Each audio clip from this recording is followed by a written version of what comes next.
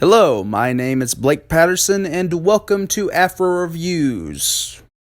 Today, I will be discussing the directors I once admired, then they disappointed me. I am just going to go ahead and say that there are two directors that you probably thought were going to be on this list, so I will go ahead and mention them, because they're not on this list. Gus Van Sant.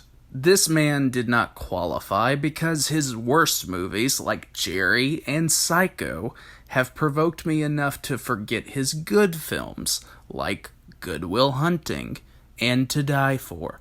His pretentious garbage is so overwhelming and boring that I just kind of forget about the movies that he actually made that were good.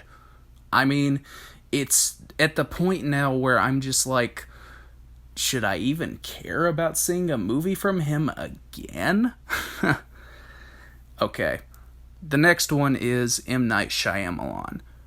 Shyamalan was a close choice to be on this list, but he created The Happening, one of the best unintended comedies to ever erupt in the mainstream industry. It's hilarious. Even though people tried to make me hate the movie, Split was a good thriller. It was great. It was really fun. Okay, to start off the list, my first choice is Tim Burton. Despite 2012's Frankenweenie and Big Eyes, Tim Burton's movies from the last decade were either minor or incredibly unsatisfying, such as Alice in Wonderland and Dark Shadows. I grew up with Tim Burton's movies like Edward Scissorhands and Beetlejuice. They're fun. They're really good movies. But these days, it seems like the studios are just drowning him. Like the latest movie that he did, Dumbo, that was the safest movie Burton had ever made. It was like watching a non-Tim Burton movie, and it happened to be directed by Tim Burton. It was insane. But I will say this about Dumbo. It at least had Michael Keaton, and Michael Keaton was fun. Okay, my second choice. Cameron Crowe. Do you remember the Cameron Crowe who wrote Fast Times at Ridgemont High and Say Anything? Or Almost Famous, which happens to be his best movie? Well, this once charming director, known for wonderful films like Almost Famous and Say Anything, exchanged perception with tripe after Almost Famous struck an emotional chord with mainstream audiences. In the latter part of his career, We Bought a Zoo remains as the only watchable movie during this period of disappointment. I did not care for Vanilla Sky, Elizabethtown, or Aloha, which was just boring and messy. I just could not stand that movie. It was really bad. My third choice is Brian De Palma. If I were asked about who was one of my favorite directors from the 80s, I would have said Brian De Palma.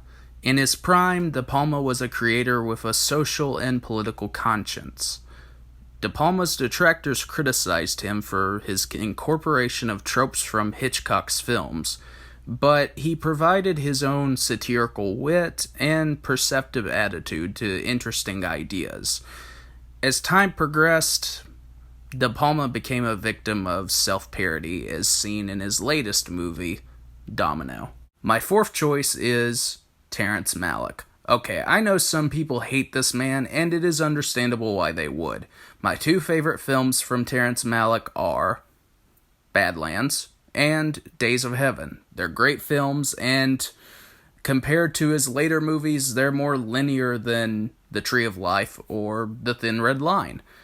The most polarizing filmmaker on this list lost his knack for visual storytelling after The Tree of Life. Even though I have not seen A Hidden Life, Malick's previous movies were beautifully empty vehicles that only satisfied his ego, like Song to Song and To the Wonder. And my final choice is Jason Reitman. The once remarkable director of humane classics such as Juno and Up in the Air drifted into social condescension with Diablo Cody in Young Adult. As of 2020, his later films are either disappointing or extremely painful to sit through. I mean, did you see Men, Women, and Children? That was a sermon about how we should all hate technology, every aspect of it. It was extremely loathsome to sit through. It was really bad. And I would argue that it is probably his worst movie, along with Labor Day, which was a ludicrous romance about a fugitive and a woman getting together. And Kate Winslet finds him incredibly charming. Oh my, it is so bad. It is like watching a Hallmark movie, but it's directed by Jason Reitman, who should know better.